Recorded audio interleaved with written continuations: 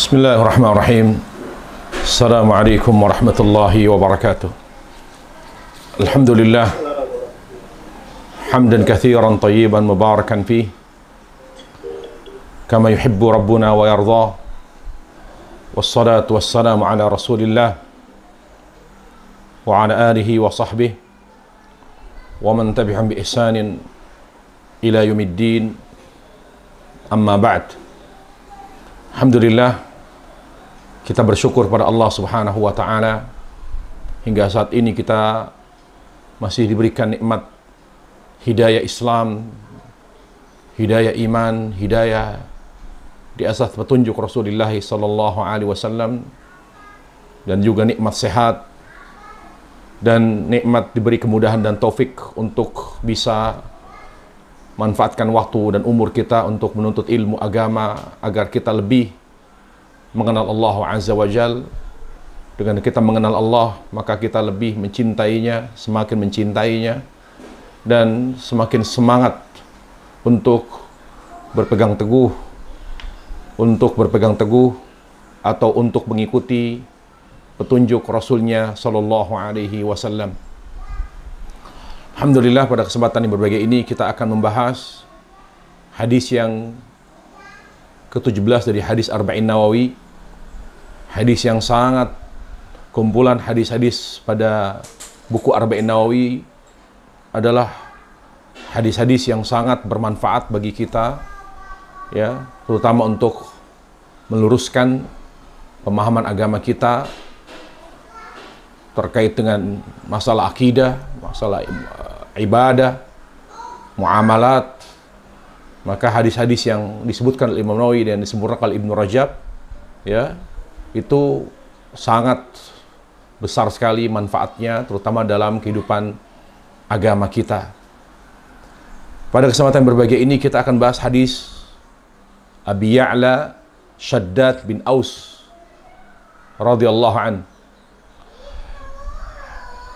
Itu hadisnya berbunyi, kita bacakan hadisnya. Dan Abi Ya'la Shaddad bin Aus radhiyallahu ta'ala an Rasulillah sallallahu alaihi wasallam qala inna Allah kataba al-ihsan ala kulli shay fa idza qataltum fa ahsinu al-qitlah wa idza dhabhtum fa ahsinu adh-dhibha wal yuhidda ahadukum syafratahu wal yurih dhabihatahu, rawahu Muslim. Dari Abi Ya'la Shaddad bin Aus radhiyallahu anhu, dari Rasulullah sallallahu alaihi wasallam, di mana beliau bersabda, sesungguhnya Allah memerintahkan untuk berbuat baik dalam segala hal. Apabila kalian membunuh, maka bunuhlah yang boleh untuk dibunuh dengan cara yang baik. Apabila kalian menyembelih, yaitu menyembelih hewan yang boleh disembelih, maka sembelihlah dengan cara yang baik, dengan cara mengasah alat untuk menyembelih dengan sempurna, dan buat hewan yang akan disembelih tidak merasakan sakit, atau paling tidak sedikit rasa sakit yang dia rasakan ketika dia disembelih, sehingga binatang tersebut dalam keadaan nyaman. Apa yang Nabi sallallahu alaihi wasallam katakan ini yang pertama menunjukkan bahwa Islam agama yang sempurna. Dia tidak membutuhkan ajaran apapun dari luar Islam. Islam adalah agama yang sempurna. Sebagaimana Allah Subhanahu wa taala katakan, "Al-yauma akmaltu lakum dinakum wa atmamtu 'alaikum ni'mati wa raditu lakumul Islam madinah." Hari ini aku sempurnakan, atau aku tetapkan Islam sebagai agama yang sempurna, dan aku ridhai, dan aku tetapkan Islam adalah agama yang aku ridha. Ya, al-yawma akmaltu lakum dinakum wa atmamtu alaikum ni'mati. Dan aku jadikan Islam sebagai agama yang atau Islam sebagai nikmat yang sempurna. Wa atmamtu alaikum ni'mati. Jadi aku sempurnakan nikmatku melalui Islam. Jadi Islam agama yang sempurna. Islam adalah nikmat Allah yang sempurna. Dan Islam adalah agama yang Allah ridhai. Ayat ini menetapkan 3 hal. Konsekuensi atau konsekuensi ya dari apa yang Allah Subhanahu wa taala katakan. Ya. Maka konsekuensi logisnya adalah ketika agama itu sempurna, maka dia tidak boleh dikurangi dan tidak boleh ditambah. Bagaimana kita bisa mengikuti apa yang Allah tetapkan bahwa Islam adalah agama yang sempurna, yaitu dengan mengikuti petunjuk Nabi Shallallahu Alaihi Wasallam. Tidak kurang dan tidak lebih.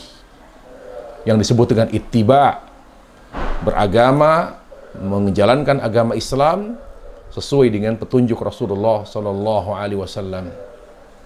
Ketika kita meninggalkan petunjuk Nabi Alaihi Salam, maka berarti kita meninggalkan Islam sebagai agama yang sempurna. Atau ketika kita menambah amalan, ajaran dalam Islam dengan sesuatu yang tidak sesuai dengan petunjuk Nabi SAW, berarti kita mempertanyakan kesempurnaan Islam, meragukan kesempurnaan Islam yang telah ditetapkan oleh Allah Subhanahu wa Ta'ala. Begitu para jemaah sekalian, ya, makna bahwa Islam adalah agama yang sempurna. Kalau dia sudah sempurna, berarti tidak boleh dikurangi, tidak boleh ditambah. Maka barang siapa yang menambah ajaran yang tidak ada contohnya dari Nabi alaihissalam. Kalau ada pertanyaan, kalau ini adalah yang ditambah itu bermasalah atau yang tidak ada tuntunan Nabi SAW, ya, itu dipermasalahkan. Lalu kata mereka, lalu bagaimana dengan pesawat yang tidak ada di zaman Nabi alaihissalam? Bagaimana dengan komputer, internet, dengan segala hal yang tidak ada zaman Nabi alaihissalam? Kita katakan, cobalah baca hadis Aisyah. Di sana ada pembatas. Ya. Yang dimaksud dengan tambahan yang dilarang dalam agama. Ya, konsekuensi daripada Islam sebagai agama yang sempurna adalah tidak boleh ada tambahan. Tidak dibenarkan dalam Islam yang tidak sesuai dengan tuntunan atau yang tidak ada contohnya, yang tidak ada di zaman Nabi alaihissalam, yaitu dalam permasalahan agama. Makanya Nabi alaihissalam mengatakan, ya, man amila amal laisa alaihi amruna amruddin. Man ahdatha fi amrina hadza fi din. Barang siapa yang melakukan perkara yang baru dalam agama. Jadi tidak dikatakan bid'ah yang dilarang oleh Allah Jalla wa'ala, yang dibenci oleh Allah dalam hal teknologi, hal-hal yang bersifat duniawi. Pertanyaannya adalah, apakah pesawat termasuk agama, perkara agama? Apakah komputer termasuk perkara agama? Para jamaah sekalian, kita beragama dan itu ketentuan Allah Jalla wa'ala. Acuan kita beragama adalah petunjuk Nabi SAW. Kenapa kita hanya mengacu kepada tuntunan dan contoh Rasulullah SAW? Tidak membuka celah apapun yang di luar Islam, di luar contoh Nabi SAW untuk menjadi bagian dari agama kita. Karena ujung dari kita beragama yang sesuai dengan tuntunan dan contoh Rasulullah SAW adalah ridha.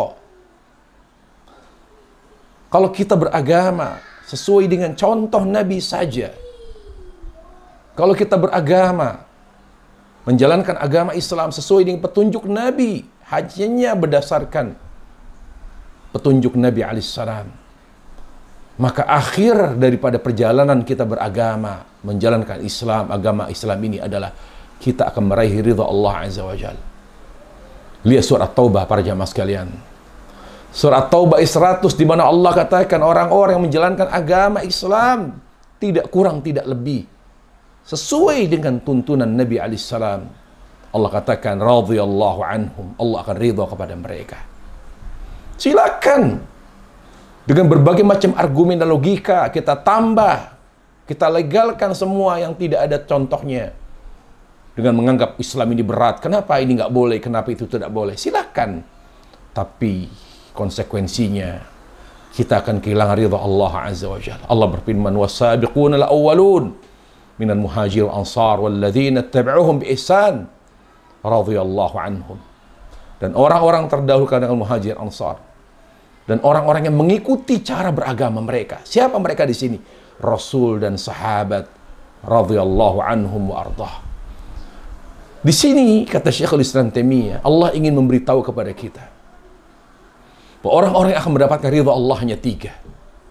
Yang pertama muhajirin.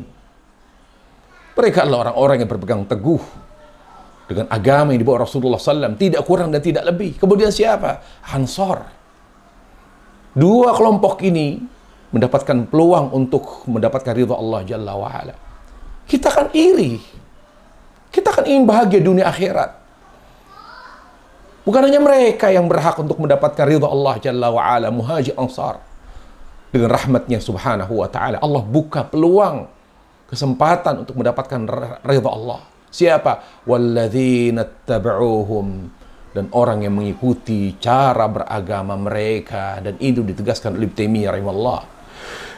Jadi orang-orang yang ingin mendapatkan ridha Allah, caranya, kata Allah Jalla wa'ala, surah At-Taubah 100, mengikuti cara beragama Rasul dan sahabat radhiyallahu anhum wa ardah.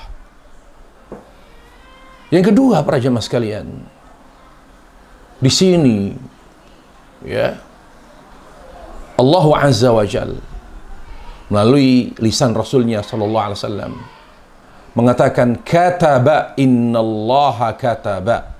Sungguhnya Allah mensyariatkan, ya, Allah subhanahu wa ta'ala menetapkan. Dalam Islam, ketetapan itu ada 2 macam. Ya, kataba kitabatan kauniyah wa kataba kitabatan syar'iyyah. Ada ketetapan yang bersifat kauni, yaitu ketetapan Allah Jalla wa'ala. Ada ketetapan Allah subhanahu wa ta'ala yang bersifat syar'i. Atau dengan kata lain, ada namanya takdir kauni, ada namanya takdir syar'i. Pahami para jemaah sekalian, apa itu takdir, ketetapan Allah Jalla wa'ala. Ibnu Qayyim rahimallahu ta'ala ya menjelaskan takdir itu adalah takdir itu artinya ilmu Allah, rahmatnya, ya, keadilannya, hikmahnya, dan kelembutannya. Jadi mudah saja kalau kita ingin memahami tentang takdir. Apa itu takdir? Allah Jalla wa'ala, ketetapan Allah subhanahu wa ta'ala, ilmunya, sebagaimana Allah Azza wa Jalla memberitahukan bahwa takdir itu ilmunya Allah. Artinya Allah subhanahu wa ta'ala misalnya katakan wa adallahu Allahu ala ilm, dan Allah tetapkan iblis sebagai makhluk yang sesat berdasarkan ilmunya. Artinya Allah Azza wa Jal, ya, sebelum terciptanya langit dan bumi 50.000 tahun, Allah sudah mengetahui bahwa akan ada makhluk yang bernama iblis akan menjadi makhluk pertama yang kufur kepada Allah. Makanya takdir itu ilmu Allah. Rahmatnya, Allah Azza wa Jalla menakdirkan, menetapkan sebagian hambanya beriman. Itu rahmat. Semua kebaikan dari Allah, semua ketaatan dari Allah Jalla wa'ala. Jadi kalau kita beriman, ini takdir, artinya takdir berdasarkan rahmat Allah Azza wa Jalla. Kemudian hikmahnya, Allah tetapkan ada hidayah, ada kesesatan, ada kufur, ada iman. Kenapa Allah biarkan ada kufur? Hikmah. Kenapa dibiarkan ada kufur? Ketika Allah biarkan ada kufur supaya kita bisa merasakan nikmatnya iman. Allah biarkan adanya maksiat, Allah tetapkan adanya maksiat supaya kita bisa merasakan nikmatnya taat kepada Allah tabaraka wa taala. Allah biarkan ya adanya keburukan supaya kita bisa merasakan indahnya kebaikan. Jadi lawan dari ya hal tersebut. Itu namanya hikmah. Keadilan. Allah Jalla wa Ala menakdirkan adanya orang kafir, adanya orang sesat. Apakah Allah membuat dia kafir? Tidak. Dia yang memilih dirinya kafir. Itu kan keadilan. Akibat ulah mereka memilih untuk menjadi kafir, itu adalah keadilan. Allah tidak pernah membuat orang kafir. Allah Jalla wa Ala tidak pernah membuat hambanya sesat. Yang membuat sesat mereka siapa? Diri mereka sendiri. Artinya itu ada unsur keadilan Allah Jalla wa Ala. Kemudian apa? Kelembutan. Allah Subhanahu wa Ta'ala walaupun ya menetapkan ada di antara hambanya yang beriman, tapi yang beriman pun banyak yang berbuat maksiat. Apakah Allah segera hukum orang beriman yang bermaksiat? Tidak. Allah tunggu taubatnya. Allah masih menanti istighfarnya. Allah masih menanti dia hijrah. Luar biasa. Allahu Akbar. Bayangkan banyak orang-orang beriman yang berbuat dosa setiap hari, melakukan kufuran bahkan, tetapi Allah tidak segera menghukumnya. Itu kelembutan. Banyak sekali orang-orang kafir yang begitu fatal membenci Islam, sangat membenci Islam, sangat memusuhi ajaran Nabi alaihissalam, menghina Islam, menghina Rasulullah, membakar Al-Quran. Tapi apakah langsung Allah azab? Tidak. Bahkan sebagian dari mereka Allah beri hidayah. Apakah ini kelembutan? Ini kelembutan. Makanya Ibnu Qayyim mengatakan, ketetapan Allah itu takdir memiliki 5 makna. Ilmunya, rahmatnya, hikmahnya, ya, keadilannya, dan kelembutannya. Pahami. Kalau kita memegang ini, insya Allah. Kemudian para jemaah sekalian, apa ya bedanya antara ketetapan syar'i dan ketetapan kauni? Para ulama menjelaskan, ketetapan Allah yang bersifat kauni artinya dia pasti terjadi. Ketetapan Allah yang bersifat kauni artinya pasti terjadi, ya, itu pasti terjadi. Misalnya Allah Jalla wa Ala tetapkan adanya iman, adanya kufur. Itu pasti terjadi. Allah tetapkan umat Islam akan terpecah, itu kauni. Tidak bisa kita menghindarinya. Tidak bisa kita merubahnya. Jadi kauni itu suatu yang pasti terjadi. Kemudian yang kedua, kauni ini tidak terkait dengan cintanya Allah Jalla wa Ala. Misalnya Allah ciptakan iblis, itu kauni. Apakah Allah ingin adanya iblis? Ya, tetapi apakah Allah cinta? Apakah Allah mendukung dengan kebenaran iblis? Tidak. Jadi kauni itu tidak ada kaitannya dengan dukung-mendukung. Kauni itu tidak ada kaitannya dengan cinta dan ridha Allah Jalla wa Ala. Allah menghadirkan iblis karena hikmah. Allah menghadirkan kesesatan di dunia karena hikmah. Jadi itu namanya kauni. Nah, adapun syar'i, syar'i adalah ketetapan Allah yang Allah cintai. Misalnya Allah menetapkan adanya Nabi Muhammad SAW, artinya Allah mencintai ya eksistensi Rasulullah SAW, karena dengan adanya Nabi alaihissalam umat Islam atau umat manusia mendapatkan hidayah melalui beliau. Kemudian misalnya Allah tetapkan salat, Allah tetapkan zakat, Allah tetapkan syariat Islam yang lain. Ini namanya syar'i. Ya, jadi ketetapan syar'i adalah ketetapan yang dicintai Allah Subhanahu wa Ta'ala. Yang kedua, ketetapan syar'i dikembalikan oleh Allah kepada hamba. Misalnya, ya, Allah serahkan ya iman kepada hamba. Apakah dia beriman atau tidak? Dia yang memilih. Allah memberikan jalan, Allah memberikan kemudahan. Tapi pada akhirnya yang memilih iman ya atau tidak itu dia sendiri. Faman syaa'a falyu'min wa man syaa'a falyakfur. Jadi ketetapan syar'i dikembalikan oleh Allah Jalla wa Ala kepada manusia, tetapi Allah tetap memberikan jalan. Ya, itu seperti itu. Nah, lalu Allah katakan, lalu Rasulullah SAW katakan di sini, Allah Azza wa Jal mensyariatkan ya berbuat baik dalam segala hal. Berarti Islam itu agama kebaikan. Kalau ada umat Islam yang merasa dirinya sebagai umat Nabi Muhammad Sallallahu Alaihi Wasallam, tetapi banyak bermasalah, terutama dengan makhluk, berarti dipertanyakan agamanya. Kalau ada orang Islam tapi tidak baik, dipertanyakan Islamnya. Perlu dikoreksi dan dievaluasi pemahaman agamanya. Islam itu agama yang mengajarkan kebaikan. Jadi tidak perlu kita mengambil kebaikan dari aliran lain, dari agama lain, tidak perlu. Semua kebaikan ada dalam Islam. Kalau kita memahami Islam secara utuh, tidak ada, ya, tidak ada satu pun kebaikan kecuali Islam sudah mengajarkannya. Makanya kalau ada banyak orang yang tidak memahami dengan mengatakan, ya misalnya, kenapa kita tidak berdakwah ya dengan lembut seperti kelompok ini, aliran itu? Dakwah mereka lembut sekali. Tapi dakwah orang-orang Islam itu, dakwah orang-orang Ahlus Sunnah itu keras, kaku. Kita bilang, yang menyampaikan dakwah dengan keras dan kaku itu bukan Ahlus Sunnah. Mereka adalah oknum. Ya, mereka adalah oknum. Kalau bicara dakwah dengan lembut, Allah Azza wa Jalla berfirman, "Ud'u ila sabili rabbika bil hikmah wal mau'izatil hasanah wajadilhum billati ihsan." Ajak manusia kembali kepada Allah dengan hikmah. Kalau orang awam kita dakwai tentu dengan lembut, dengan lemah lembut. Ini firman Allah Azza wa Jalla. Tidak perlu kita mengadopsi cara dakwah aliran atau agama lain. Kalau orang Kristen itu, kalau dakwah itu lembut, bagaimana pendeta mereka, misionaris mereka, melakukan pendekatan masyarakat dengan penuh kasih. Kita bilang Islam lebih dari itu. Kita tidak perlu menerima, mengadopsi kelebihan. Semua yang istimewa ada dalam Islam. Hanya karena kita tidak mengetahui atau karena kita bodoh. Makanya Syekhul Islam Taimiyah radhiyallahu ta'ala berkatakan, Al-Islamu la yahtajuna ila ghairi ahlus sunnati la yahtajuna ila ghairihim wa ghairum yahtajuna ila ahli sunnah. Kata Syekhul Islam Taimiyah, ahlus sunnah tidak membutuhkan selain mereka. Ya, cukup Islam menjadi acuan mereka dalam mendekatkan diri kepada Allah Azza wa Jalla. Artinya semua kebaikan ada dalam Islam. Jadi Islam ya sudah cukup untuk mereka amalkan.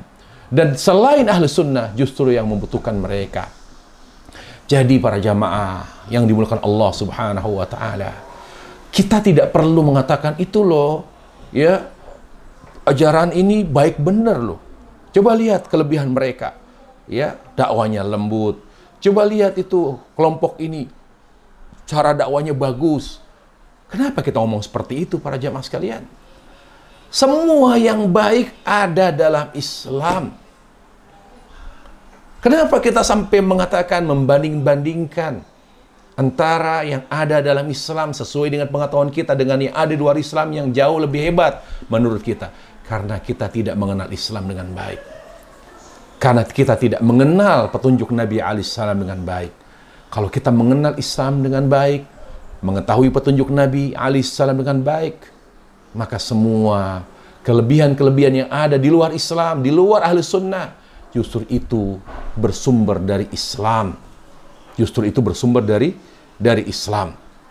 Ya. Dikatakan di sini al-ihsan ala kulli syai. Al-ihsan ala kulli syai. Jadi melakukan berbuat baik dalam segala hal. Di sini Nabi alaihissalam mengatakan, fa idza qataltum fa ahsinul qitlah. Kalau kalian membunuh, di sini maksudnya adalah membunuh hewan yang tidak boleh dimakan, ya, membunuh hewan yang tidak boleh dimakan dagingnya, membunuh hewan yang tidak boleh dimakan dagingnya. Apa saja contohnya? Di sini Nabi alaihissalam menyebutkan yang tidak boleh dimakan dagingnya adalah, misalnya Nabi alaihissalam mengatakan, ya, kullu dhi mikhlabin minat tayr. Burung, jenis burung yang memiliki cengkeram seperti burung elang, ya, itu tidak boleh dimakan dagingnya atau tidak halal. Atau misalnya kullu dhi nabi minas siba. Setiap binatang buas yang bertaring seperti macan, singa, ya, serigala, anjing, setiap binatang buas yang memiliki taring itu dilarang, diharamkan dagingnya oleh Rasulullah sallallahu alaihi wasallam. Dan juga yang disebutkan dalam Al-Qur'an, babi misalnya, ya. Nah, kalau babi binatang yang lain jenisnya bukan karena dia bertaring, tapi disebutkan oleh Allah Azza wa Jalla dan juga Nabi alaihissalam. Nah, jadi untuk membunuh hewan yang tidak halal dagingnya, maka di sini bayangkan Islam sampai hadir di situ. Walaupun dia ya tidak halal dimakan dagingnya, tapi tetap ketika kita ingin membunuh, Nabi mengajarkan kita membunuh dengan cara yang paling lembut. Dengan cara yang tidak menimbulkan penderitaan. Mana di antara berbicara, apakah misalnya ditembak, atau disetrum, atau digantung, atau apapun. Dari beberapa cara mematikan, membunuh binatang yang haram dagingnya. Maka Islam menganjurkan, pilih yang paling membuat binatang itu tidak menderita. Pilih caranya. Subhanallah. Kalau terhadap binatang, di sini juga berarti dalil. Hadis ini mengajarkan kita, kalau binatang saja dihargai, bagaimana manusia? Berarti Islam memanusiakan manusia. Tidak perlu Islam dikoreksi. Tidak perlu Islam dikoreksi para jemaah sekalian. Kalau banyak ada orang Islam yang tidak manusiakan manusia, berarti dia tidak menghayati Islam atau dia tidak mengenal Islam.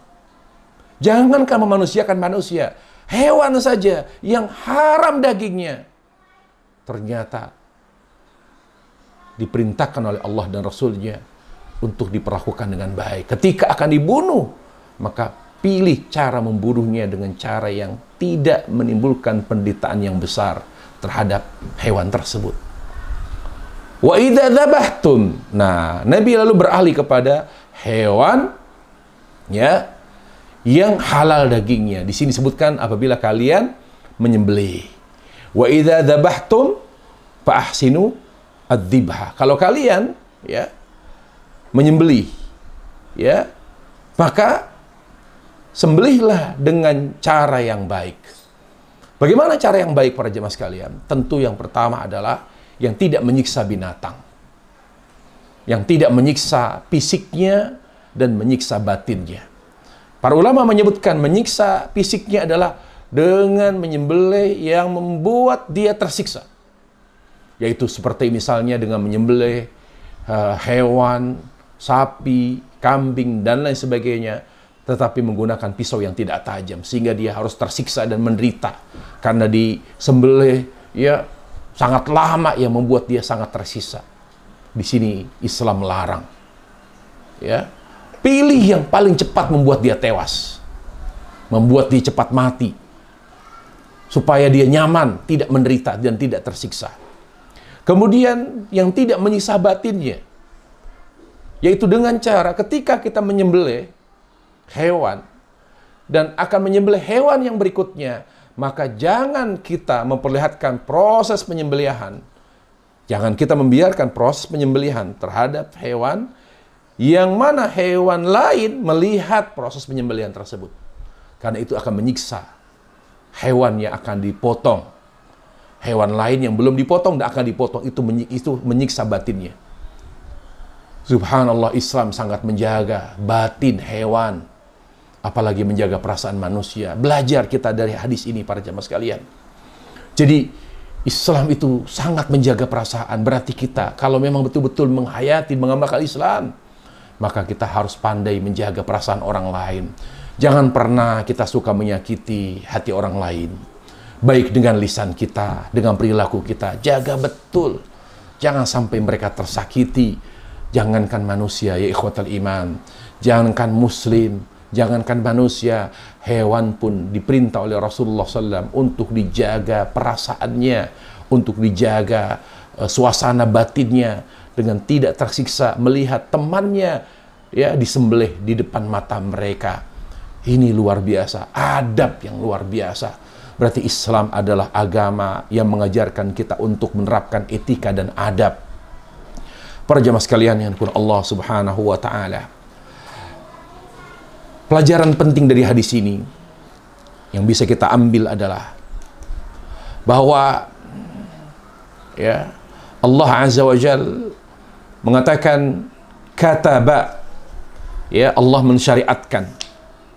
Allah contohkan misalnya tentang peperangan dalam surah Al-Baqarah 2:16. Allah katakan kutiba alaikumul qitalu wa huwa kurhul lakum. Telah diwajibkan atas kalian perang, sementara perang itu sesuatu yang tidak kalian sukai. Sementara perang itu adalah sesuatu yang kalian tidak sukai. Bolehkah seorang muslim tidak setuju, tidak suka terhadap salah satu syariat Allah Azza wa Jalla? Bolehkah sikap kita seperti itu? Maka para ulama menjawab, seorang muslim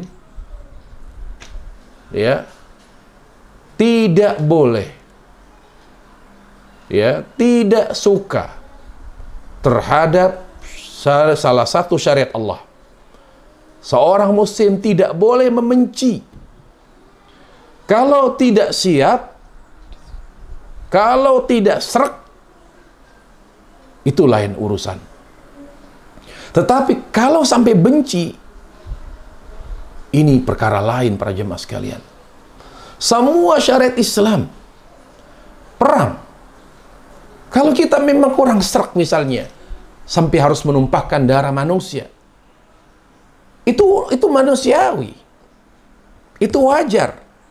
Allah katakan wa huwa kurhul lakum, sesuatu yang kalian tidak sukai.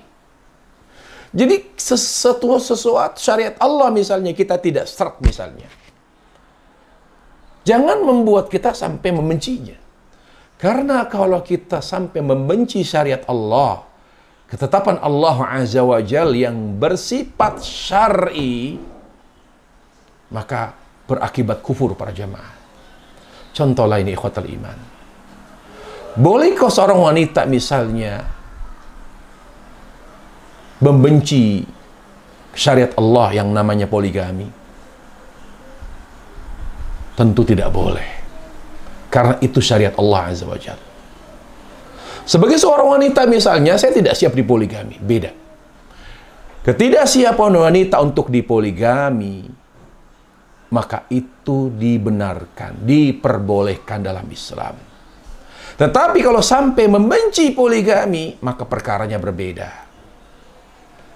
Hadis ini mengajarkan kita harus bisa memilah dan memilih mana yang boleh kita tidak setujui atau kurang srek, atau kita mungkin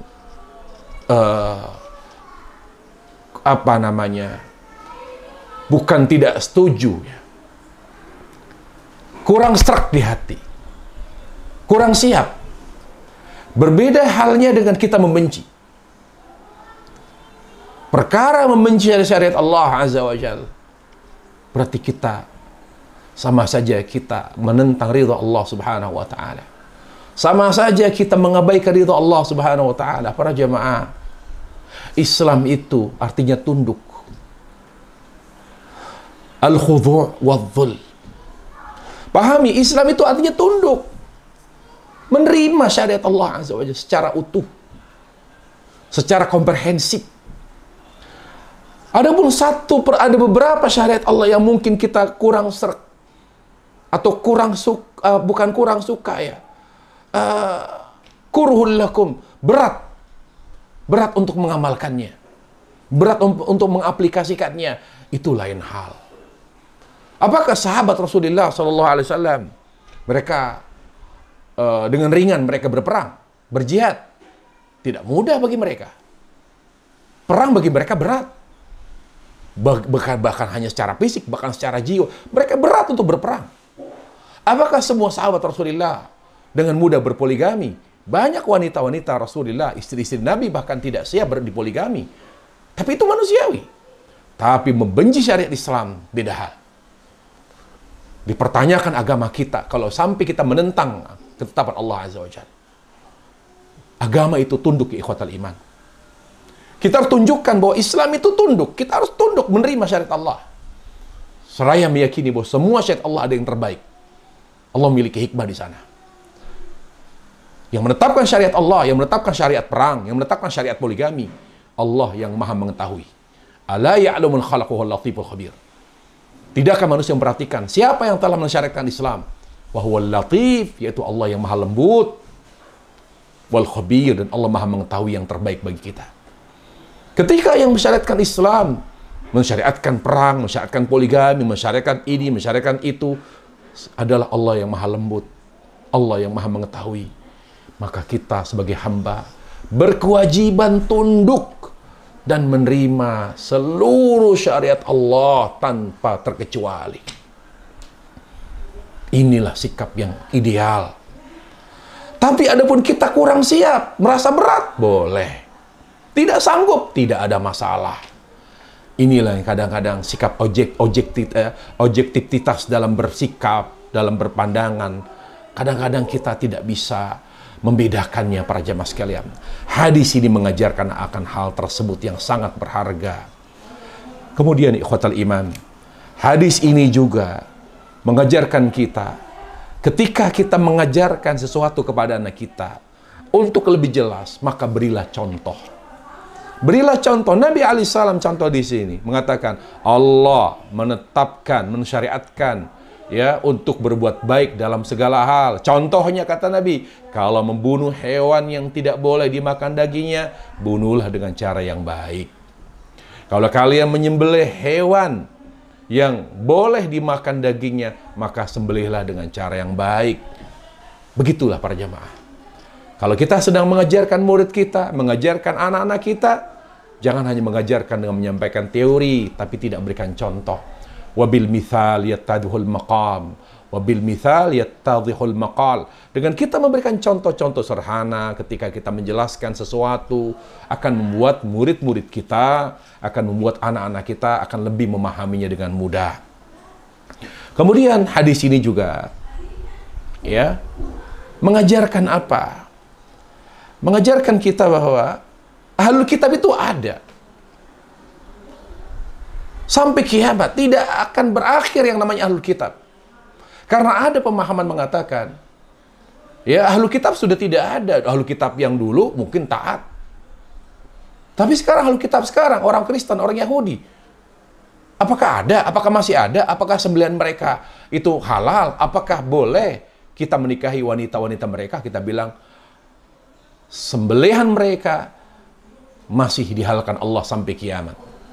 Wanita mereka masih halal dinikahi oleh laki-laki muslim sampai kiamat. Dalilnya adalah surah Al-Maidah ayat 5. Allah berfirman, wa ta'amul ladzina utul kitaba hillul lakum wa ta'amukum hillul lahum. Dan makanan atau sembelihan, maksud di sini makanan apa? Wa ta'amul ladzina utul kitaba hillul lakum. Dan makanan ahlul kitab halal bagi mereka. Apa kata Ibnu Abbas? Makanan di sini maksudnya adalah madzabahu, yaitu daging sembelihan mereka. Ya, jadi merujuk kepada tafsir Ibnu Abbas, yang dimaksud dengan ta'am bukan makanan biasa, masakan, bukan. Inilah pentingnya para jemaah. Ya, dalam memahami ayat, marilah kita merujuk kepada tafsir sahabat ridwanullah alaihim jami'ah. Karena mereka lebih memahami ayat Allah. Karena mereka lebih memahami hadis Rasulullah SAW. Makanya di sini contoh misalnya ya, bagaimana misalnya ada perbedaan dan polemik tentang apakah batal wudhu wanita ketika bersentuhan dengan laki-laki yang bukan mahram. Maka jawabannya tidak batal. Kenapa? Karena sahabat memahami tidak batal. Bagaimana surah An-Nisa mengatakan aula mastumun nisa, atau kalian menyentuh wanita. Imam Syafi'i memahami aula mas artinya menyentuh. Mula masa yaitu lams, bersentuhan. Makanya kata ulama, mereka berkata, kalau seandainya Imam Syafi'i rahimallahu taala mengetahui tafsir Ibnu Abbas, bahwa beliau yaitu Ibnu Abbas ketika menjelaskan atau menafsirkan ayat Al-Quran aula mastumun nisa, artinya berhubungan intim dengan istri, maka pasti Imam Syafi'i akan merubah pendapatnya dengan mengatakan bersentuhan laki-laki itu tidak membatalkan wudhu. Yang dimaksud dengan membatalkan wudhu adalah berhubungan intim, yaitu hubungan suami istri. Jadi penting di sini para jemaah. Kalau kita selalu merujuk kepada tafsir sahabat, dalam memahami ayat Al-Quran, kalau kita merujuk kepada penjelasan sahabat dalam hadis Rasulullah, maka pemahaman kita akan lebih dekat kepada kebenaran. Amalan kita pun lebih dikatakan adalah amal yang soleh. Makanya Ibnu Abbas mengatakan, wa ta'amul ladzina utul kitab, dan sembelihannya ahlul kitab, apa kata Allah? Hilul lakum, halal bagi kalian. Wa ta'amukum hilul lahum, dan sembelihan kalian pun halal bagi mereka. Lalu apa yang membuat halal? Membuat sembelihan itu halal, perhatikan. Pertama, alat yang digunakan untuk menyembelih adalah alat yang tajam, yang berpotensi ya membunuh dengan baik, menghilangkan nyawa dengan baik. Bukan alat yang tumpul, yang kemungkinan besar dia tidak membunuh, bahkan menyiksa, maka tidak boleh. Jadi alat yang digunakan untuk menyembelih adalah alat yang kemungkinan besar bisa membunuh. Ya, semakin tajam, semakin cepat menghilangkan nyawa hewan yang boleh dimakan dagingnya, maka itu lebih baik. Makanya para ulama melarang kita, Rasul bahkan melarang kita menyembelih dengan tulang. Kata Nabi alaihissalam, ammas sinnu fa'adhm. Jadi kita tidak boleh membunuh dengan gigi, digigit misalnya leher ayam digigit sampai putus, itu tidak boleh. Tidak boleh menyembelih hewan yang dimakan dagingnya, misal menyembelih ayam dengan tulang misalnya, karena Nabi melarang, karena tulang itu adalah makanan jin, ya. Makanya Nabi secara khusus melarang itu. Kemudian apa yang berikutnya? Yang berikutnya adalah ya dalam masalah penyembelihan, ya, bahwa ketika kita akan menyembelih, maka wajib menyebut nama Allah. Baik itu muslim maupun non-muslim, yaitu ahlul kitab. Lalu kita bilang, ahlul kitab pasti kemungkinan dia akan menyebut Tuhan Yesus. Kalau kita mendengar, jadi gini, inilah pentingnya para jamaah. Fikih itu apa yang kita ketahui. Yang terlihat itu namanya fikih. Contoh tadi, ya, Allah katakan sembelihan ahlul kitab halal bagi kalian. Lalu bila kita bilang, ya, apakah kita yakin sembelihannya itu halal? Jangan-jangan mereka ketika menyembelih ayam, menyembelih kambing, mereka jangan-jangan menyebut Tuhan Yesus atau Tuhan Uzair misalnya. Maka kita bilang, kalau kita melihat, kalau kita mendengar orang Nasrani atau orang Yahudi ketika menyembelih hewan sembelihannya menyebut Tuhan selain Allah, maka tidak boleh, menjadi haram dagingnya. Sama ketika seorang muslim menyembelih ayam tapi tidak menyebut bismillah. Sama kasusnya. Tapi kalau kita tidak melihat, tidak mendengar, maka mengacu kepada hukum yang Allah tetapkan, di mana Allah membolehkan sembelihan Yahudi dan sembelihan Nasrani. Jadi acuan kita dalil para jamaah. Bukan logika, bukan pula perasaan. Tapi kan sekarang orang-orang Kristen sekarang betul-betul musyrik, menuhankan Yesus, bahkan mereka tidak pernah menyebut nama Allah. Mereka lebih sering menyebut Tuhan Yesus, walaupun acuan kita ayat Al-Quranul Karim. Dengan kita menghalalkan sembelihan mereka, bukan berarti kita melegalkan, membenarkan kesyirikan mereka. Beda kasus para jamaah sekalian. Kita menghalalkan sembelihan orang Nasrani, kita menghalalkan sembelihan ahlul kitab Yahudi sebagai bentuk ketaatan kita kepada perintah Allah dan ketetapan Allah Azza wa Jalla, di mana Allahu Rabbul Alamin, Tuhan kita, menghalalkan daging sembelihan mereka. Demikian pula menghalalkan wanita-wanita mereka untuk dinikahi oleh laki-laki muslim. Ya, tentang membaca bismillah, para jamaah sekalian, ini faedah. Membaca bismillah sebelum menyembelih itu syarat. Kalau kita sampai tidak membaca bismillah karena lupa, maka tetap dagingnya tidak halal. Dalilnya surah Al-An'am ayat 121. Allah katakan, wala ta'kulu mimma lam yadhkurismullahi alaihi. Jangan pernah kalian memakan hewan sembelihan yang tidak dibacakan bismillah padanya. Para jemaah sekalian Allah Subhanahu wa taala. Jadi kalau ada seorang misalnya jagal misalnya. Dia menyembelih kambing tanpa mengucapkan bismillah.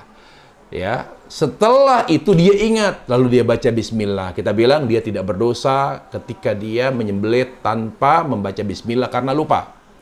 Tetapi konsekuensinya daging kambing itu tidak halal. Ya, kenapa? Karena syarat itu tidak bisa gugur oleh karena lupa. Contoh misalnya, orang sholat. Syarat sahnya sholat apa? Wudhu. Kemudian di saat sholat, dia ingat bahwa dia belum berwudhu. Apakah sah sholatnya? Tidak sah sholatnya. Dia harus membatalkan sholatnya, dia harus mengulangi dari awal, sebelum itu dia harus berwudhu. Karena syarat. Kaidah ya, syarat ibadah, syarat halal, ya, syarat dalam suatu hukum Islam tidak gugur oleh karena lupa. Ya, lupa hanya mengangkat dosa. Jadi orang lupa itu tidak berdosa, tetapi hukum tetap berlaku. Contoh tadi, seorang lupa baca bismillah ketika menyembelih misalnya, seorang muslim. Maka kita katakan tidak mengapa, tidak berdosa. Tetapi konsekuensi hukumnya, hewan yang telah disembelih tanpa mengucapkan bismillah, tidak halal hukumnya. Saya ulangi, lupa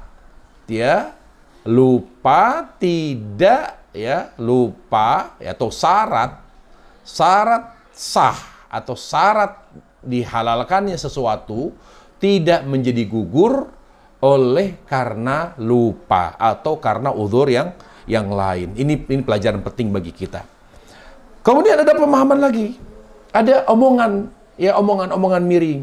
Lah, kalau nggak dimakan kan mubazir. Misalnya kita lupa, kita nyembelih hewan kambing misalnya, atau sapi. Bismillah, saking semangatnya sampai lupa baca bismillah. Ini satu ekor, bayangkan daging satu ekor sapi besar menjadi haram hanya karena lupa baca bismillah. Berarti mubazir. Nah ini, luruskan pemahaman ya ikhwatal iman. Mubazir itu ketika kita meninggalkan perintah Allah. Mubazir itu ketika kita meninggalkan, mengabaikan perintah Allah dan melanggar larangan Allah, itu namanya mubazir. Jadi acuannya mubazir itu, parameternya apa? Perintah dan larangan Allah.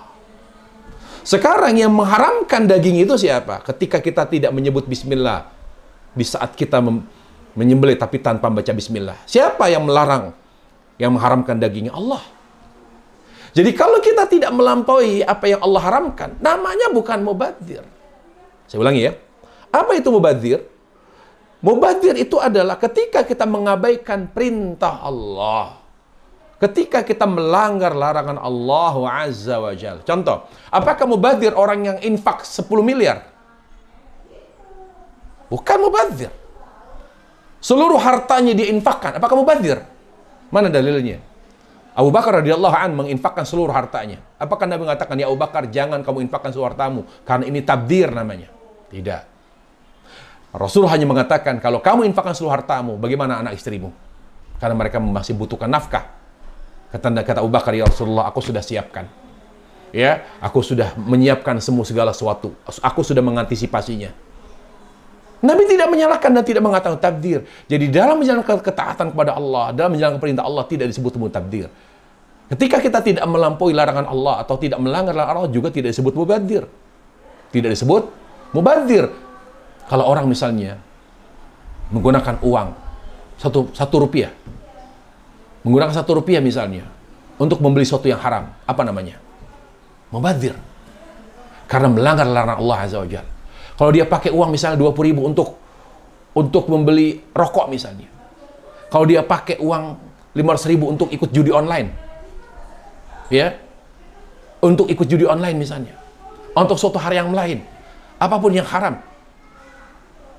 Ya ikhwatal iman, mubazir itu ketetapannya ya ketika kita melanggar melampaui perintah Allah atau melanggar larangan Allah, maka itu masuk dalam kategori mubadzir.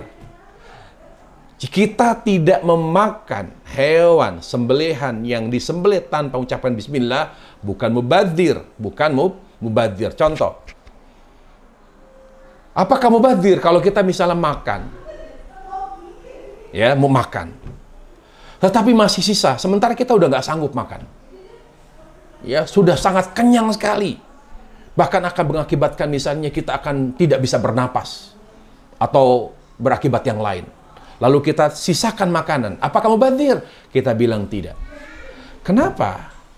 Karena ikhwatal iman, tidak ada di situ larangan yang dilanggar oleh kita. Bahkan kita menghindari mudarat yang lebih besar. Kalau kita paksa untuk makan, untuk dihabiskan makanannya, akan berakibat perut kita sampai tidak bisa napas misalnya. Atau dampak yang lain, misalnya dia akan sampai memuntah dan sebagainya. Jadi, lagi-lagi ikhwatal iman, luruskan persepsi kita. Yang namanya mubadzir yang diajarkan oleh hadis Nabi alaihissalam ini adalah mengabaikan perintah Allah atau melanggar larangan Allah. Kalau ada unsur-unsur itu, maka itu disebut dengan mubadzir, disebut dengan mubadzir. Ya. Dan para jemaah sekalian Allah Subhanahu wa taala, pelajaran terakhir dari hadis yang mulia ini adalah di mana Nabi sallallahu alaihi wasallam ya mengajarkan kita untuk mendidik keluarga. Loh, ini apa kaitannya mendidik keluarga dengan memperlakukan hewan dengan cara yang baik dan lembut? Nah, kalau hewan saja itu ya logikanya begitu. Analoginya atau logikanya seperti itu. Lihat, jadi logika dipakai dalam Islam. Tapi bukan untuk mengotak-atik dalil, tapi untuk menguatkan dalil. Hadis ini para jemaah, hadis Abu Ya'la Shaddad bin Aus mengajarkan kita apa? Kalau terhadap hewan saja, kita diperintah oleh Nabi alaihissalam memperlakukannya dengan penuh lemah lembut, apalagi terhadap keluarga, apalagi terhadap anak. Maka hadis ini mengajarkan kita, didiklah keluarga dengan penuh lemah lembut, bukan dengan cara keras. Bukan dengan cara keras baik secara verbal maupun secara perbuatan. La nu'addib aulada bi'unf, tidak boleh mendidik dengan keras. Tegas beda dengan keras. Dengarkan hadis Nabi alaihissalam ketika beliau menyampaikan khutbah hajatul wada. Kata Nabi alaihissalam, "Walakum alaihinna alla yu'ti'na furushakum ahadan taqrahunahu, fa in fa'alna dzalika fadribuhunna darban ghair mubarrih." Ya, kalian boleh wahai para suami melarang siapapun untuk masuk ke dalam rumah kalian, melarang istrimu untuk membiarkan siapapun untuk masuk ke dalam rumahmu. Kalau mereka melanggar aturanmu, melanggar ketetapanmu yang kamu buat, wahai para suami, pukullah istrimu, tetapi dengan pukulan yang tidak menimbulkan cacat, pukulan yang penuh dengan kelembutan. Maka begitulah kita terhadap anak kita. Gak boleh seorang bapak gebugin anak sampai kayak orang gebugin maling, memaki-makinya. Tidak boleh ada kekerasan secara verbal, tidak boleh ada kekerasan secara fisik, tidak boleh. Bukan begitu cara Islam. Kita katakan, hei wahai para bapak, hei para ibu yang memaki-maki, yang mengatai, menyebut binatang kepada anaknya. Hei, binatang saja oleh Nabi diperlakukan dengan lembut. Kenapa Anda tidak lembut terhadap anak? Marah boleh marah, tapi tidak perlu menyebutkan dengan kata-kata binatang kepada anak. Kalau anaknya binatang, maka orang tuanya binatang. Islam tidak seperti itu. Lemah lembut, marah-marah dengan tegas. Kamu tidak boleh nakal. Bahkan kalau ibu yang marah, sebaiknya bukan dengan memaki, bukan dengan mencaci, bukan dengan menghina anak yang nakal, tapi doakan kebaikan, karena doa ibu mustajab. Bisakah Anda wahai para ibu mengatakan kepada anak kita yang nakal, semoga kamu jadi anak yang hafal Quran? Marahnya seperti itu. Karena ucapan ibu itu doa. Semoga kamu menjadi anak yang baik. Semoga kamu menjadi anak yang masa depannya cerah. Semoga kamu jadi imam. Semoga kamu menjadi seorang pengusaha yang baik, yang dermawan. Begitu seharusnya para jemaah. Bukan dengan mencaci, menghina. Kenapa semua itu terjadi? Karena ketidaktahuan para ibu dan para ayah terhadap Islam. Mereka taunya Islam hanya sholat. Taunya Islam hanya hari raya Idul Fitri, Idul Adha. Tapi tidak tahu bahwa lembut itu ternyata, kelembutan itu ternyata harus ada pada cara kita mendidik anak. Cara kita mendidik keluarga. Bagaimana tidak? Nabi saja mengajarkan kita lemah lembut atau memperlakukan hewan yang akan kita potong dengan penuh kelembutan. Maka logikanya adalah bukan pemahaman yang lebih dari itu adalah bahwa kalau hewan saja diperintah oleh Nabi untuk diperlakukan dengan baik dan lembut, maka manusia apalagi keluarga kita harus diperlakukan dengan penuh kasih sayang, dengan penuh kelembutan.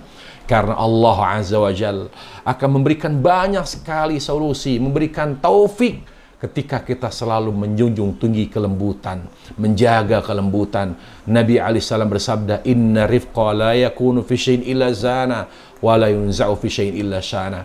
Tidaklah kelembutan itu kecuali dia akan menghiasinya, akan memperindah-nya.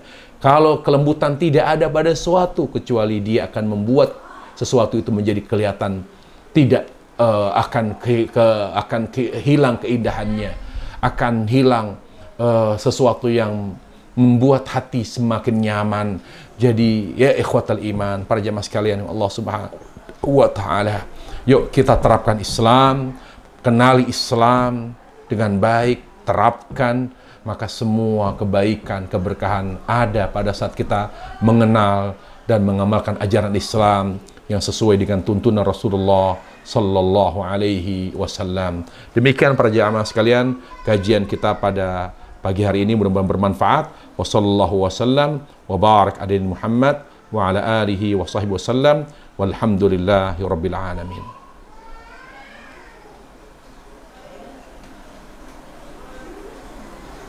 Jazakumullah barakallahu fiikum Ustaz.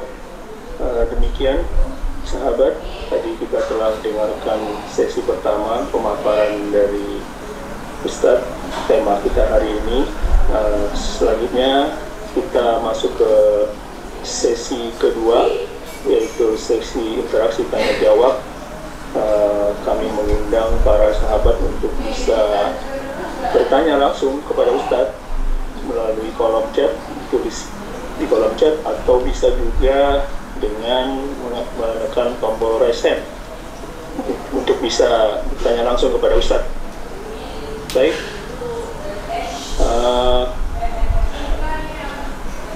kami masih menunggu para sahabat untuk bisa berinteraksi dengan Ustaz. Di sini Anda melihat sepertinya masih menunggu, belum ada pertanyaan.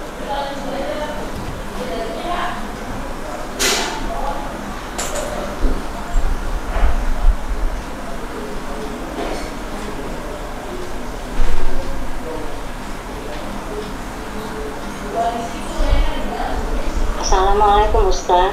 Waalaikumsalam warahmatullahi wabarakatuh. Baik, langsung kepada Bukti. Maaf, enggak kasih kode dulu. Iya. Mau nanya mengenai mubasir yang kita makan nggak habis Ustaz. Iya, iya. Biasanya kita di kecil selalu orang tua bilang kan harus dihabisin, kalau nggak mubasir gitu kan. Misalnya kita ngambil makanan untuk kita nih cukup gitu ya, nggak kebanyakan gitu. Ternyata setelah kita makan itu berlebih, ternyata kita kekenyangan gitu.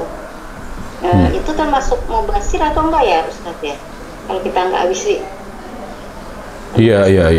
Tadi kan saya sudah sampaikan, kalau tidak menghabiskan makanan karena memang tidak ingin menghabiskan, padahal dia masih bisa dan dia belum kenyang, belum kekenyangan, maka bisa bisa dikategorikan sebagai mubadzir. Karena kita ini tidak boleh, jangankan bicara menyisakan makanan. Kata Nabi alaihissalam, kalau ada makanan jatuh, jangan biarkan makanan itu tidak diambil. Ya, ambil makanan yang jatuh, bersihkan kotoran yang melekat padanya, lalu lanjutkan makan. Karena dengan kita membiarkan makanan jatuh berarti kita memberi jatah kepada setan. Itu ajaran Nabi alaihissalam. Makanya kita supaya tidak mubadzir, membiarkan makanan, akhirnya makanan itu ya akhirnya dimakan oleh setan. Ya, makanya kita kalau memang masih sanggup makan, maka habiskan. Tapi apakah kalau kita sudah kekenyangan, kita ngukurnya segini, ternyata kekenyangan, nggak kuat kita makan. Ya, nggak kuat kita makannya, udah kenyang banget, udah nggak sanggup. Tapi benar-benar nggak sanggup dan kita akhirnya nggak habis. Apakah ini mubadzir? Tidak. Kenapa? Karena kita tidak melampaui perintah Allah Azza wa Jalla, tidak melanggar. Ya, tidak melanggar larangan Allah Azza wa Jalla. Kenapa? Karena di sana ada mudarat yang lebih besar. Mudaratnya apa? Kekenyangan. Idealnya kan kata Nabi alaihissalam sepertiga untuk makanan, sepertiga untuk minuman, sepertiga untuk napas. Tapi kalau sampai kekenyangan, kalau dipaksa juga melanjutkan makanan lalu sampai kita tidak bisa napas, ini kan berarti melanggar larangan Allah. Jadi itu dirinci, Bu. Ya, Bu ya. Kalau kita makan makanan, kemudian lebih, sisa, kita sanggup memakannya, tapi kita tidak mau makan, tidak mau melanjutkan makan kita, maka masuk dalam kategori mubadzir.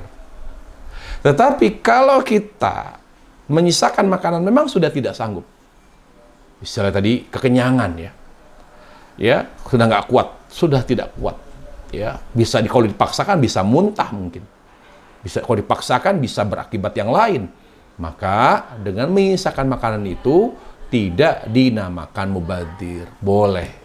Jadi mubadzir itu tidak dimutlakkan, dirinci, ya. Wallahu taala a'lam. Terima kasih Pak Ustaz. Afwan.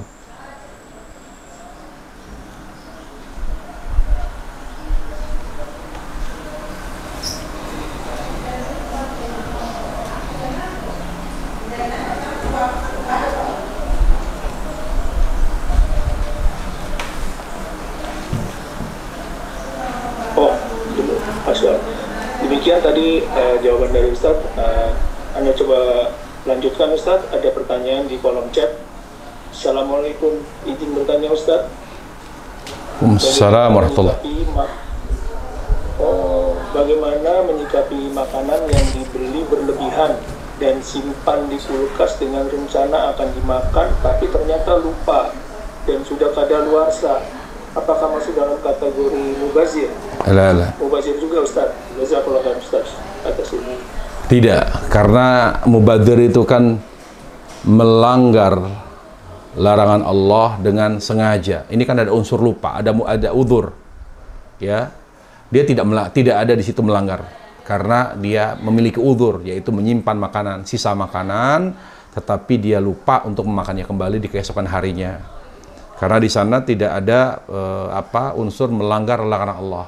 Kalaupun ada di sana, yaitu menyisakan makanan, ya tidak dimakan makanan karena memang lupa, ya karena ada udzur. Ya, bagaimana Allah Azza wa Jalla berfirman, Rabbana la tu'akhidna in nasina aw akhtana. Ya Allah, jangan Engkau hukum kami apabila kami melakukan suatu kesalahan karena lupa atau karena tidak sengaja. Allah dalam Sahih Bukhari mengatakan waqad fa'al, aku maafkan. Jadi kalau dia tidak lupa, dia melakukan suatu perbuatan tabdir. Tapi kalau dia lupa, maka tidak ada hukumnya, Allah maafkan. Jadi kalau orang punya makanan lebih lalu disimpan di kulkas, keesokan harinya dia tidak makan, bahkan beberapa hari, lalu dia setelah buka kulkas baru ingat, astagfirullah, ini makanan rencana mau dimakan kemarin tapi lupa sampai saat ini baru tahu. Ya Allah, gimana? Apa kata Allah? Waqad fa'al, aku maafkan. Jadi dimaafkan karena faktor lupa tadi. Jadi nggak ada masalah. Wallahu a'lam. Demikian penjelasan dari Ustadz atas pertanyaan. Anda lanjutkan Ustadz. Pertanyaan selanjutnya di kolom chat sudah masuk. Assalamualaikum warahmatullahi wabarakatuh Ustadz. Afwan izin bertanya, bagaimana dengan berbuat baik tapi dilakukan dengan cara yang tidak benar, misalnya dengan berbohong? apakah ini dibolehkan dalam Islam, Pak Ustaz? Mohon penjelasannya. Syukran. Berbuat baik itu adalah perintah Allah. Tapi dengan cara yang tidak benar, maka tidak sesuai dengan perintah Allah. Ya, jadi kita ini, perhatikan para jemaah sekalian, dalam melakukan suatu kebaikan, tidak hanya melihat ya niatnya, memperhatikan niatnya. Niat saya kan berbuat baik, tapi juga harus memperhatikan caranya. Niat baik saja, niat untuk berbuat baik, niat untuk berbuat baik itu tidak cukup. Harus didukung oleh cara yang benar. Didukung oleh cara yang benar. Karena amal soleh itu tidak lepas dari dua. Ikhlas, artinya niatnya lurus, baik. Yang kedua, dengan cara yang sesuai dengan tuntunan Nabi SAW. Misalnya, ingin berbuat baik, ya, tetapi caranya bohong. Gimana tuh? Bohong itu kan haram. Maka itu bukan amal kebaikan. Perhatikan para jemaah sekalian. Kalau kita ingin berbuat baik, jangan berbuat baik di mata manusia, menurut manusia. Karena yang memberi pahala itu bukan manusia, tapi Allah Jalla wa'ala. Yang memberikan kita penghargaan, memberikan kita reward itu Allah. Jadi kalau kita ingin berbuat baik, kalau kita berbuat baiklah dengan niat karena Allah, ya, dengan niat berbuat baik karena perintah Allah. Yang kedua, dengan cara yang Allah ridhai, dengan cara yang Allah Azza wa Jalla izinkan, bukan dengan cara yang Allah ya membuat Allah murka, yang Allah benci. Itu tidak benar. Kemudian, bagaimana Ustadz kalau misalnya saya bohong dalam urusan rumah tangga? Saya ingin misalnya memberi sesuatu kepada ibu saya, tapi istri saya nggak suka, daripada ribut panjang, sehingga saya berbohong sama istri saya. Kamu memberi sesuatu ya sama ibu kamu? Kita bilang enggak, maksudnya enggak sedikit, padahal ngasihnya banyak, misalnya gitu. Namanya tauriyah. Dalam hal ini dikecualikan oleh Rasulullah SAW. Jadi berbohong itu boleh dalam 3 hal. Dalam perang, fil harb. Kemudian yang kedua, dalam mendamaikan dua kelompok yang berkonflik. Ya, yang ketiga dalam rumah tangga. Misalnya kita baru nikah. Lalu misalnya si istri bertanya, "Gimana Mas masakan saya?" Masa kita jujur kalau masakannya gak enak? Supaya menjaga perasaan istri, kita bilang, "Aduh, Masya Allah, masakannya enak sekali." Padahal asin. Padahal nggak ada rasanya, hambar misalnya. Nah, bohong dalam menjaga keharmonisan rumah tangga itu boleh, tapi tidak boleh melebar.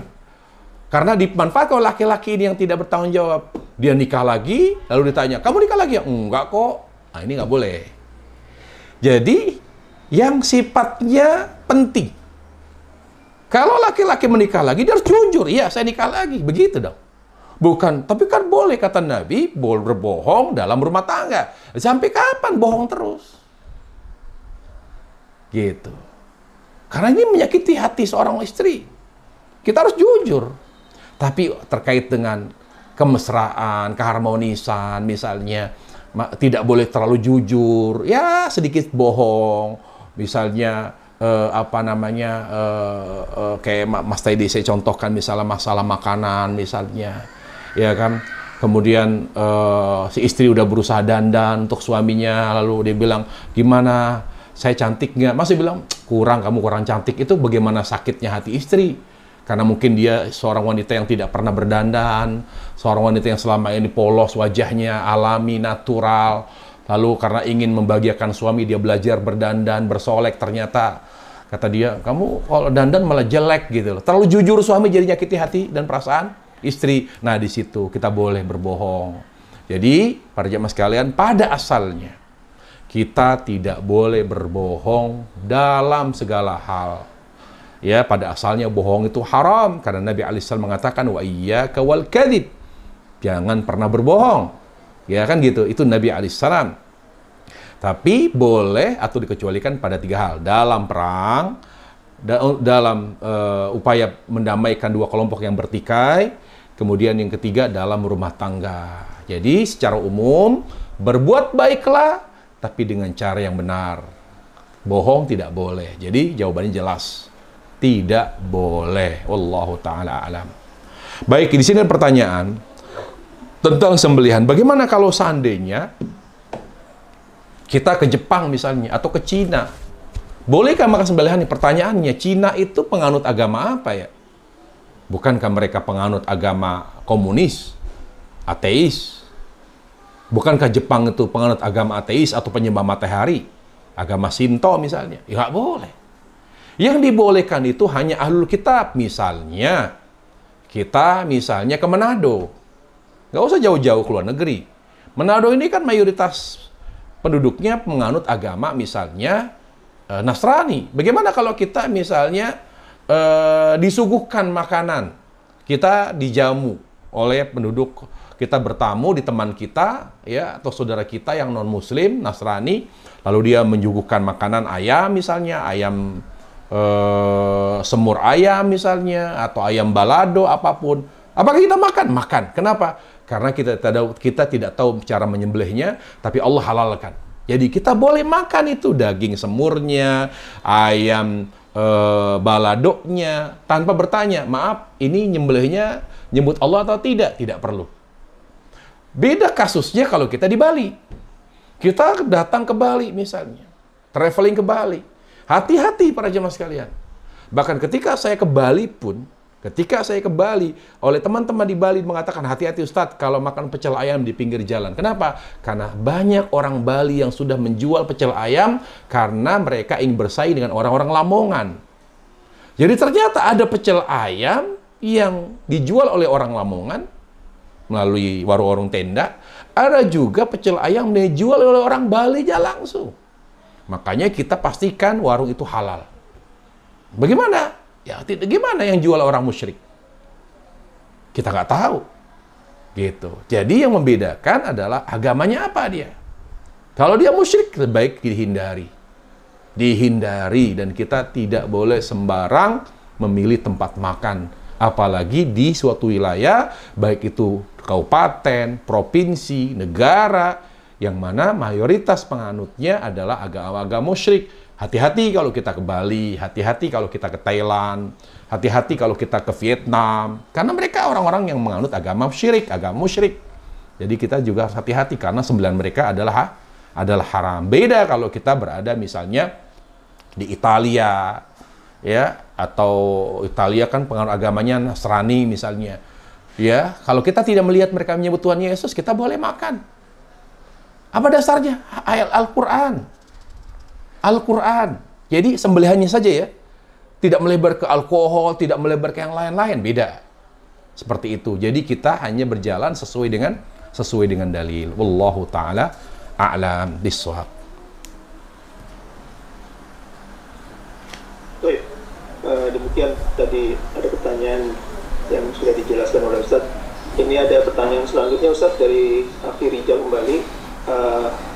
Bagaimana Ustaz, satu lagi, bagaimana hukumnya pakai raket listrik yang buat bunuh nyamuk? Jazakallahu khair. Prinsipnya binatang yang mengganggu, karena ada kaidah disebutkan Nabi alaihissalam, al-aqur, kalbul aqur, ya, yaitu binatang. Di sini Nabi memberikan contoh yaitu anjing yang menyerang, yang mengganggu.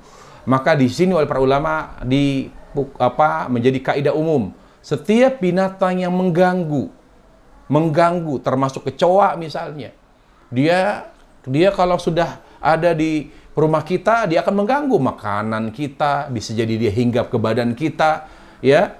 Bolehkah dibunuh? Boleh. Sifatnya mengganggu.